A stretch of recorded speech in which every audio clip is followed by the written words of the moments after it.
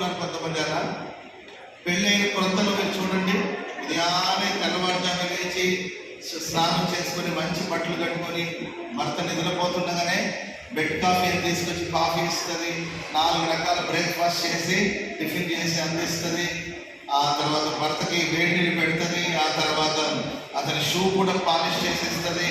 ఆ తర్వాత ఆయన బండి తుడుస్తూ ఉంటుంది. ఆయన బయటకు వెళ్తున్నప్పుడు ఎదురుగా వస్తుంది. ఆయన వెళ్తున్నప్పుడు కిటికీల నుండి టాటా కూడా చెప్తుంది. ఇది కొంచెం ఓవర్గా లేదా? వాళ్ళ అమ్మ ఉన్నప్పుడు ఇదంతా ఉండదు. ఈ అమ్మాయి వచ్చిన తర్వాత ఇవన్నీ నేర్పిస్తారు. సరే, పురుషులు అనుకుంటారు లైఫ్ లాంగ్ ఇలాగే చూసుకుంటారేమో అని అనుకుంటారండి. 1 సంవత్సరమో 2 సంవత్సరాల తర్వాత బెడ్ కాఫీ లేదు, కిటికీల నుండి టాటా చెప్పేది కూడా ఉండదు.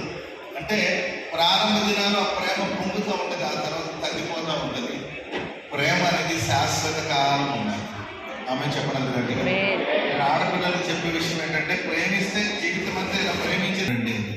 ఆడవాళ్ళు లోబడినట్లు కనబడతారు కానీ అస్సలు లోపడండి, అస్సలు తగ్గదు. లోబడినట్లు కనబడుతూ ఉంటారు.